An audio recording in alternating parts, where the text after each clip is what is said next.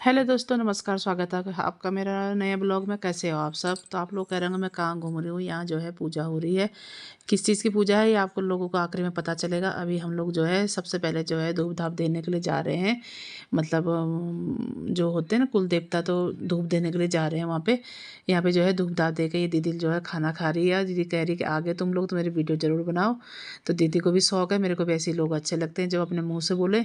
और यहाँ पे हम आ गए पंडाल में। पंडाल लगा हुआ है यहाँ पे। और ये जो है रात भर यहाँ आज चलेगा कीर्तन भजन, जो है भगवान जी के गाने चलेंगे।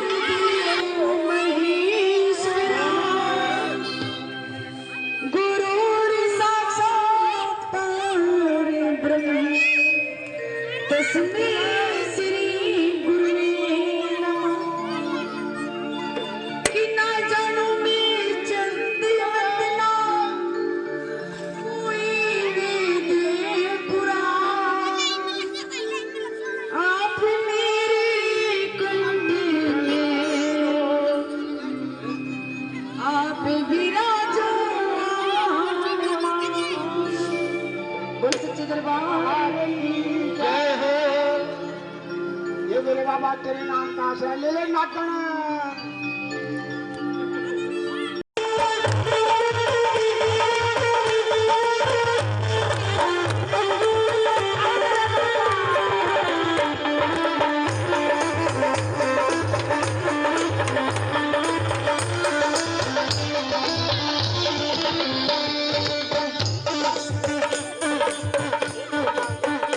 कहते हैं कि कोई भी शुभ काम करना है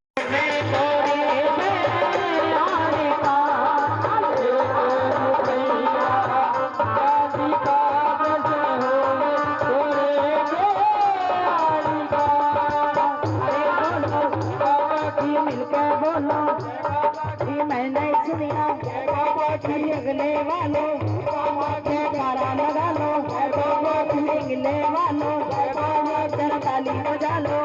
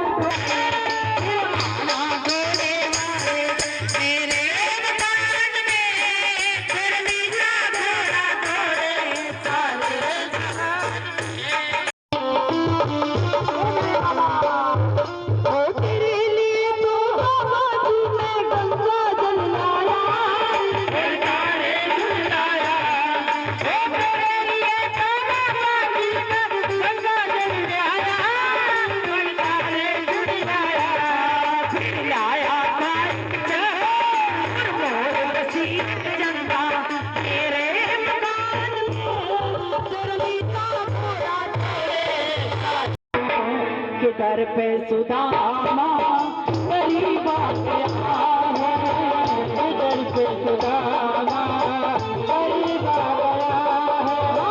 भटकते भटकते न जाने कहाँ से, भटकते भटकते न जाने कहाँ से तुम्हारे महल के करीब गया है, तुम्हारे महल के परिवार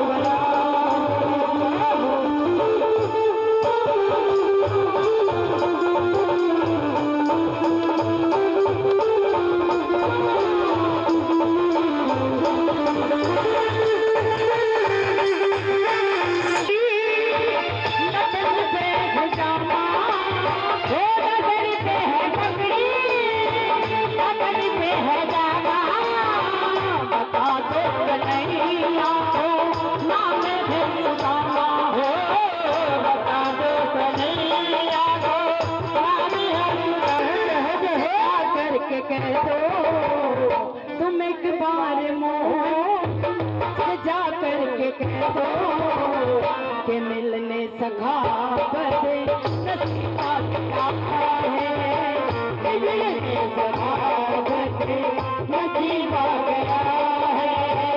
अरे द्वार पालो कन्हैया से कह दो कि दर पे सुदामा गरीब आ गया है।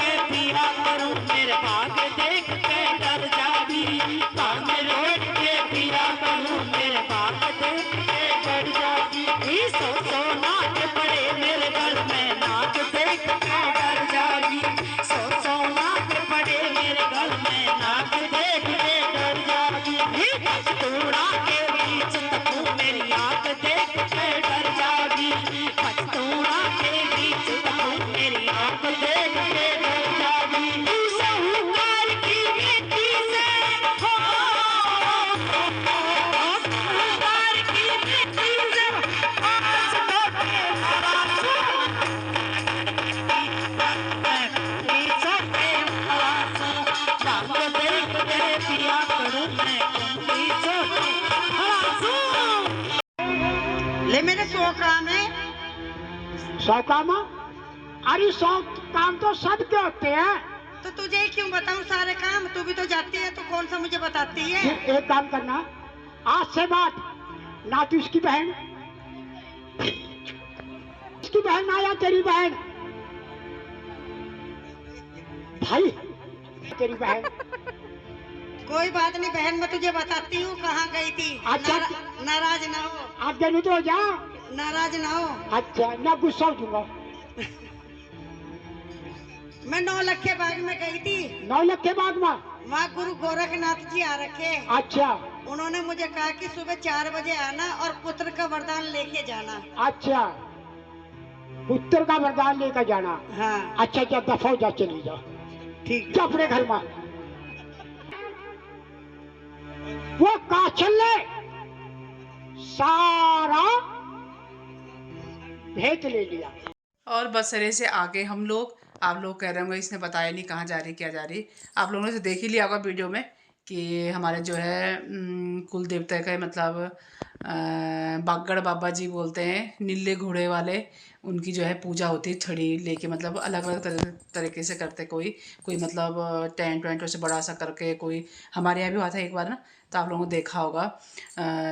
अलग पहले तो केवल ढोलक वैसे टम टम टम टम बजाने वाले होते थे, साथ में एक वैसे गाने वाले जैसे होते थे, 2 ही होते थे, लकड़ी का कुछ होता था बजाने का, गिटार टाइप का होता था। तो अब तो खैर वैसे जैसे समय बीत रहा, नए नए वो चल रहे, तो अब थोड़ा मतलब ऐसे टाइप में आने लगे बजाने वाले। पर कहानी सेम वही है जो पहले वाली थी। और उसमें एक बाछल रानी होती है, और वो कहानी रहती है कि मतलब बच्चे नहीं होते उनके, रानी होती है, वो सारे सुख सुविधाएं होते हैं उनके पास, और उनके बच्चे नहीं होते। तो मतलब हमारे कर्मों के अनुसार हमारे में सारी चीज़ें मतलब वो करी रहती है भगवान, है ना। पर जब हम छोटे रहते हैं हमें पता नहीं रहता कि जैसे हमारे मम्मी पापा लोग सिखाते भी कि ऐसे मत करो, ये मत मारो, वो मत मारो, ये मत करो। तो हम उस समय सोचते अरे कुछ नहीं होता बोल के ऐसे। तो उन वो जो कहानी बता रहे थे, मेरे को ऐसा लग रहा था मेरी खुद की कहानी होगी वो, क्योंकि वो कह रहे थे कि बादशाह रानी जो होती है उन्होंने कि टटेरी एक चिड़िया होती है, टटेरी रात में ये वैसे टट टट टट करके चे चे चे चे करती है वो चिड़िया, उसके अंडे फोड़े थे कि बचपन में कभी अपने पापा के साथ कहीं घूमने गए थे, अंडे फोड़े थे, तो उनको शराब लगा होगा ना, मतलब होता है ना ऐसे कि उनके बच्चे नहीं हो रहे थे, कई साल 12 साल हो गए थे बच्चे नहीं हुए। तो ये हुआ बोल के कि किसी साधु बाबा ने उन्हें बोला कि तुमने कुछ किया होगा इसलिए तुम्हारे बच्चे नहीं वैसे करके, तो उन्होंने कहा मैंने तो ऐसे कुछ किया नहीं, क्योंकि हर इंसान यही बोलता जब तक उसे याद रहते कि मैंने ऐसे कुछ किया ही नहीं है ना। तो बचपन मैंने भी बहुत अंडे फोड़ रखे चिड़ियाओं के, सच में होती होगी शायद ये चीज़ें भाई। मेरे भी बच्चे जो है 4 साल में हुए हैं, और पहले तो 3 लड़कियां हुई, फिर देखो चौथा बाद में लड़का हुआ। हकीकत होती होंगी ये चीज़ें कुछ ना इंसान समझता नहीं उस समय ना। छोटे में ही करा होगा मैंने भी ऐसे, क्योंकि मुझे याद है कि मैं छोटी छोटी थी, मेरी बहुत आदत थी, जो चिड़िया का घोंसला होता था उसमें हाथ डाल के मैं अंडे निकालती थी उसमें से, और कई बार करा मैंने ऐसे। चिड़िया का मैं अंडे फोड़ के देखती थी, मैं बोलती थी बच्चे भी हैं कि नहीं है इसके अंदर। मैं क्या मतलब हमारे साथ के जितने भी बच्चे होते थे ऐसे काम करते थे, फोड़ते थे चिड़ियाओं के अंडे ऐसे करके ना, फिर देखते थे इसमें तो बच्चा है ही नहीं है ऐसे करके।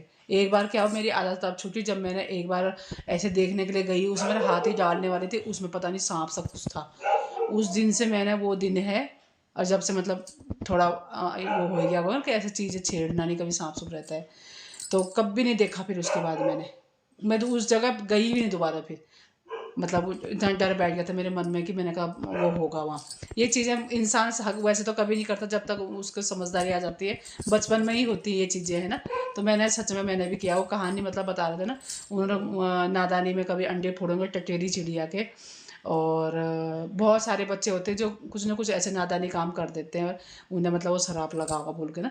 तो कहानी मतलब भगवान किसी न किसी उसमें मतलब कुछ ना कुछ वो करते हैं।